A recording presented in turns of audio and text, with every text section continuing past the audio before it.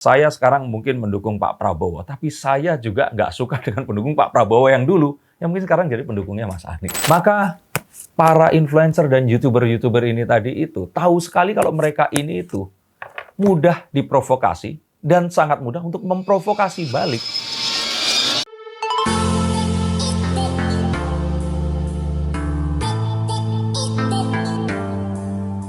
Halo Sensikers, kembali berjumpa bersama saya Denny Darko. Tidak ada yang namanya misteri, yang ada adalah tanda-tanda yang kita semua coba untuk mengerti. Banyak sekali influencer atau YouTuber-YouTuber yang sangat menikmati pundi-pundi rupiah dengan membuat konten untuk mendiskreditkan pemerintah, menyenangkan pihak-pihak yang merasa kalah dalam pemilu ini tadi, dan orang-orang yang merasa resah karena mencari kemenangan yang belum mereka dapatkan, dan mencari pembenaran yang mereka inginkan. Betul sekali, jika kalian melihat konten-konten kreator yang mendukung, kalau menurut saya, kebanyakan ini 01, bukan 03. Kenapa? Karena kalau 03 saya kira sih mereka memang profesional ya sepertinya. Orang-orang memang dibayar untuk melakukan itu tadi. Nah, tapi kalau 01 ini sepertinya banyak sekali. Bukan pendukungnya ya, tapi influencer dan YouTuber yang mereka ini itu independen, tapi mereka menikmati sekali pundi-pundi rupiah dengan menjelekkan pemerintah. Bahkan saya juga curiga, jangan-jangan orang-orang ini adalah orang-orang yang mungkin saja sebenarnya dia ini jangan-jangan nantinya waktu pemilu nyoblosnya juga 02, tapi mereka mendapatkan uang dari ketakutan dan keresahan kalian semua pendukung 01 terutama. Nah, siapa mereka? Yuk kita akan bahas, dan mengapa hal ini terjadi. Yuk kita akan lihat menggunakan kartu-kartu. Saya melihat ini dari beredarnya berita tentang pembagian bansos di depan Istana Negara yang terus kemudian disebarkan begitu masif, dan ternyata terbukti itu dilakukan pada tanggal 13 Mei kalau nggak salah 2023, sesaat setelah Lebaran 1 tahun yang lalu. Dilakukan oleh Pak Jokowi dan oleh Erick Thohir. Dan ini adalah satu hal yang kita akan tahu, video lama di framing, disebarkan, dan orang-orang yang sudah kadung membenci ini langsung menyebarkan tanpa mengecek dulu kebenaran video itu tadi. Nah, hoax-hoax seperti ini adalah hoax yang dijual oleh orang-orang yang merupakan buzzer dari, saya bilang 01.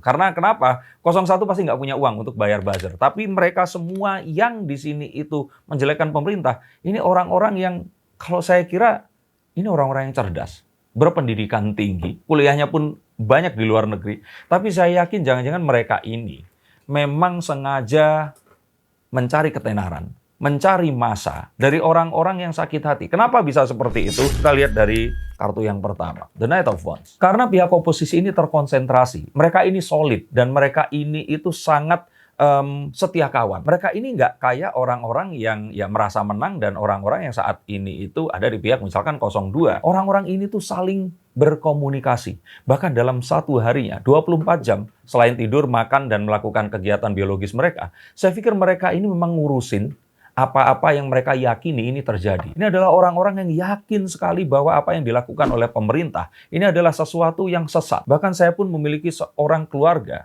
pendidikannya sangat tinggi. Sayangnya beliau ini mempercayai hal tersebut tadi. Jadi mohon maaf untuk kakak sepupu saya, bukan saya maksudnya di sini menceritakan sesuatu yang menjadi aib, tapi sayang sekali memang terkadang akhirnya lingkungan kita membentuk satu pola pikir yang tidak kita inginkan. Dan kalau dalam hal ini saya sih mungkin boleh katakan beliau ini ya karena sudah sepuh saja sih. Jadi amarahnya ini sangat besar. Tapi sayangnya banyak orang juga yang seperti itu, dan itu mungkin dimiliki setiap keluarga. Coba silahkan tulis komentar di bawah sini, apakah kalian memiliki anggota keluarga yang radikal dan sangat-sangat benci kepada pemerintah, dan mereka seperti memiliki sebuah teori konspirasi yang seakan-akan ini sangat-sangat akan terjadi kepada Indonesia. Coba tulis komentar kalian di bawah sini. Dan kenapa orang-orang ini tadi itu sangat-sangat bisa dimanfaatkan oleh influencer-influencer, YouTuber-YouTuber yang merupakan pendukung, ya saya kira nggak semua, tapi saya kira ini orang-orang yang keluar-keluar terus, bahkan melakukan live setiap saat, ini mendapatkan keuntungan sangat besar loh. Coba kalian lihat penontonnya ada berapa, dan itu dikalikan AdSense-nya, dan saya yakin mereka sangat-sangat bertambah kaya dan juga bertambah terkenal. Dan saya pikir nantinya di kontestasi politik berikutnya mereka akan bisa menjadi siapa saja. Karena dalam politik tidak ada yang namanya kepentingan, tidak ada yang namanya lawan yang abadi. Satu-satunya yang abadi di sini adalah kekuasaan yang akan dicari itu tadi.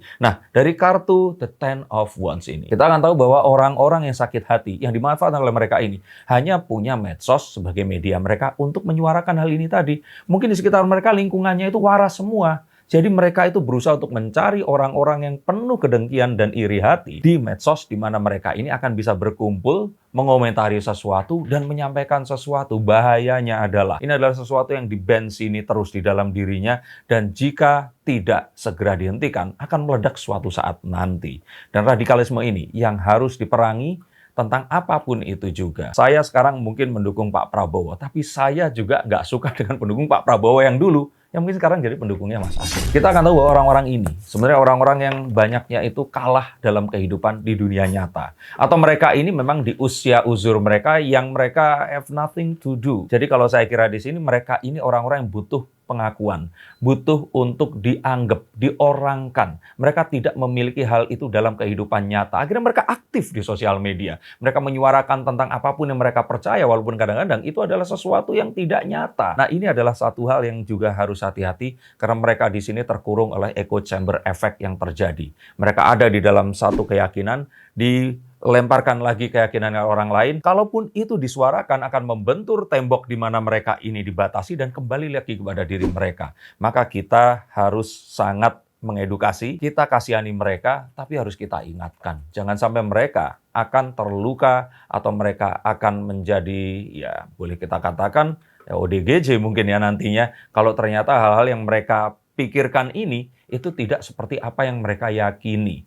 Dan ya akan sayang dan kasihan sekali tentu saja. Selain bahwa orang sakit hati itu sangat mudah dimilitansi atau diarahkan, maka para influencer dan YouTuber-YouTuber ini tadi itu tahu sekali kalau mereka ini itu mudah diprovokasi dan sangat mudah untuk memprovokasi balik. Ini adalah satu hal yang dilempar sekali. Nanti di kolom komentar itu akan langsung terpingpong. Beritanya seperti bola salju dan akan membesar di satu tempat lainnya. Ini seperti berita pembagian bansos. Seperti seorang ekonom yang sekarang sudah jadi sepuh dan suka meracau yang mengatakan bahwa banyak menteri yang terus kemudian akan mundur. Tapi pada kenyataannya belum terjadi. Ya semoga nggak terjadi ya. Tapi saya kira ini adalah satu hal yang sangat-sangat disayangkan. Sangat-sangat kalau saya kira ini nggak masuk akal untuk orang secerdas dia dahulu. Terus kemudian menyimpan sebuah dengki hati yang mengakibatkan beliau harus berkata seperti itu. Difasilitasi pula oleh para YouTuber dan para influencer yang mendapatkan pundi rupiah dari AdSense yang bisa mereka kumpulkan karena membuat konten-konten penuh kebencian seperti ini. Maka sangat disayangkan, sangat tidak etis, dan ini adalah sesuatu yang seharusnya orang-orang tahu dan seharusnya bisa mulai waras untuk meninggalkan orang-orang seperti ini untuk diikuti. Dan yang lagi yang membuat mereka ini militansinya sangat besar adalah mereka punya waktunya cuma sekarang. Mereka nggak punya waktu yang lainnya. Karena mereka nggak bisa menyalurkan hal itu tadi. Berbeda misalkan dengan orang-orang yang memang memiliki sebuah kegiatan di mana mereka bisa mencetak prestasi atau satu hal yang bisa dilakukan setiap hari. Seperti saya membuat konten ini di mana saya punya sebuah target tertentu. Jika target tersebut terlampaui, saya akan tidur dengan nyenyak di malam hari ini. Maka orang-orang ini adalah orang-orang yang mereka tidak memiliki sebuah kesempatan dan waktu untuk menyuarakan hal ini tadi. Sama seperti kita lihat oknum yang suka mengantarkan ambulans. Saya tidak menyalahkan ambulansnya, tapi orang-orang ini seringnya itu adalah orang-orang yang terus kemudian menjadi barbar di jalan raya. Karena mereka di sana seakan-akan diberikan sebuah wewenang. Mereka hanya punya waktu itu. Karena mereka ini seringnya, oknum-oknum ini adalah oknum orang yang kalah dalam kehidupan. Orang yang tidak memiliki pekerjaan. Orang yang akhirnya mereka harus melakukan hal itu. Dan terus kemudian mereka melakukannya dengan semena-mena. Saya tidak mengatakan semua orang. Banyak juga para pemotor yang memang dia ini mengetahui cara untuk melakukan pengawalan. Mereka orang yang ingin mempelajari hal tersebut dan bahkan melakukannya secara profesional. Tapi orang-orang yang terus kemudian karena melihat tetangganya mungkin sakit, dijemput oleh ambulans, dia ikut-ikutan, dan dia merasa sangat happy sekali bisa nyetop jalan, nyuruh mobil yang lebih mewah untuk minggir, dan marah-marah kepada pengemudi jalan yang lainnya. Hal inilah yang saya soroti. Dan ini pula yang terjadi dengan para militan masyarakat atau para pendukung yang terus kemudian mereka bisa marah-marah, bisa mengatakan hal-hal yang tidak pantas, yang mereka mungkin nggak bisa katakan setiap harinya di kehidupan nyata dalam sosial media, di mana mereka menjadi anonim dan bisa meracau sepuasnya. Maka sangat sayang sekali, terutama untuk orang-orang dan juga YouTuber dan influencer yang memberikan tempat pada orang-orang yang seperti ini. Dan kadang mungkin kalian semua akan berpikir, kenapa sih orang-orang ini tadi itu mau dan juga tega melakukan hal tersebut? Karena mereka ini di sini merasa yang paling benar karena mereka ini sudah disakiti. Mereka merasa hak mereka diambil. Saya katakan mereka ini adalah orang yang kalah dalam kehidupan dan menyalahkan semua hal kecuali mereka sendiri. Mereka akan menyalahkan hujan yang turun, menyalahkan pemerintah yang tidak memberikan kebijakan, menyalahkan bank yang tidak memberikan pinjaman, menyalahkan semua hal. Mereka tidak berusaha, mereka tidak melakukan sebuah upaya. Dan inilah yang terus kemudian membensini mereka untuk melakukan kekejian itu tadi. Nah, saya katakan ini satu hal yang memang terjadi di setiap negara, di seluruh dunia, dan ini sifat manusia yang miskin. Saya katakan miskin bukan secara finansial, tapi berjiwa miskin dan orang-orang yang bermental pecundang. Tapi sangat sayang, orang-orang yang mengerti ini tadi, mengumpulkan mereka, membensini mereka, membicarakan berita yang belum tentu benar, dan mereka tidak memperbaiki berita itu jika ternyata itu terbukti salah. Mereka mendapatkan pundi-pundi rupiah, dan yang lebih luar biasa lagi, nanti di pemilihan yang berikutnya, mereka akan bertransformasi menjadi orang yang lainnya lagi, yang bisa saja meninggalkan orang-orang ini tadi, atau menggunakan pihak yang kecewa di lain hari nanti. Dan ini adalah orang-orang yang saya kira yang sekarang ini berusaha untuk memakzulkan presiden dengan cara apapun. Ingat ya, dengan cara apapun. Kalaupun ternyata ingin memakzulkan presiden, ya tempuhlah cara yang santun. Mereka ini melegalkan segala cara, dan yang paling luar biasa adalah mengumpulkan orang-orang ini tadi, membuat seakan-akan hal itu bisa dilakukan, membuat mereka percaya, dan setelah itu ditinggal pergi begitu saja. Saya katakan ini untuk seseorang yang kemarin itu, terutama ya, yang memberikan ide bahwa kampanye bisa dilakukan di masjid. Jika ternyata kita ingin menggalang satu kekuatan, maka mulailah itu di masjid. Dan kita tahu bahwa Pilkada DKI 2017 ini kan sebenarnya sesuatu yang sangat politis. Membuatnya seakan-akan sebuah peristiwa agama. Menjadi sesuatu yang sangat suci yang akan diganjar surga dan neraka. Dan lahirlah ayat dan mayat. Saya pikir kalian akan tahu orang tersebut. Dan orang ini sekarang bergentayangan kembali, meracau di mana-mana, dan mengatakan bahwa dia akan melawan Jokowi. Saya pikir nggak masuk akal. Dan yang lebih gila lagi adalah dia mengumpulkan orang-orang yang sakit hati, diberikan harapan. Dan saya katakan harapan itu tidak akan pernah terwujud di depan nanti. Dan sekali lagi mereka ini tidak hanya mendapatkan pundi-pundi rupiah, tapi keterkenalan juga. Dan saat nanti tiba-tiba ternyata politik berbalik arah, mereka tinggal memilih ke arah mana mereka harus meracau lagi. Dan di situ mereka akan muncul lagi, bikin konten lagi, dan memobilisasi orang-orang suka hati. Jadi kalau saya kira di sini, pahami, waspadai, orangnya pasti itu lagi, dan mereka ini akan sangat jarang di pemerintahan. Jadi kecuali mereka ini di-hire oleh pemerintah, mereka akan melakukan hal-hal yang dilakukan oleh oposisi. Maka saya kira ini sesuatu yang tidak perlu di alam demokrasi di negeri pertiwi ini tadi. Kita perlu sebuah persatuan, percaya bahwa pemimpin akan membawa satu langkah ke depannya nanti. Lah artinya apa? Apa bedanya dengan Bang Darko?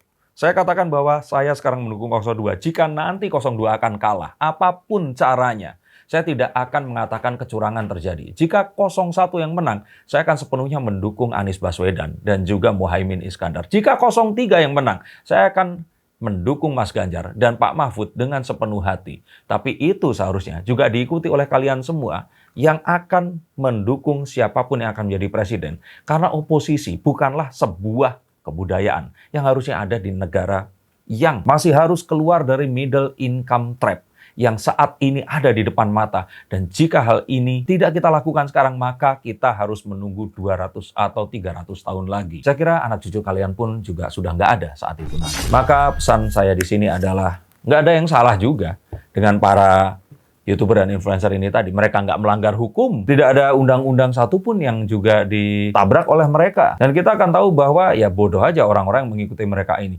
Tapi satu hal yang sangat sayangkan adalah mereka ini orang-orang berpendidikan. Orang-orang yang dosen, mantan wartawan. Seseorang yang menempuh pendidikan untuk mempelajari hukum tata negara. Mungkin mantan pegawai KPK yang sudah hijrah, nggak saya masukkan ya, karena mungkin saja mereka memiliki personal vendetta. Tapi orang-orang yang saya sebutkan tadi ini, saya pikir mereka yang akan bisa berpindah-pindah dukungan kemanapun dan mempergunakan influence mereka untuk memobilisasi massa. Ini sebenarnya tak ubahnya seorang pemuka agama yang seharusnya menyuarakan keselamatan, menyuarakan cinta dan kasih sayang. Tapi alih-alih malah menjadi seorang pemuka agama yang menyuarakan tentang datangnya kiamat. Bagaimana kita harus memberantas kebatilan dengan cara jihad yang penuh kekerasan.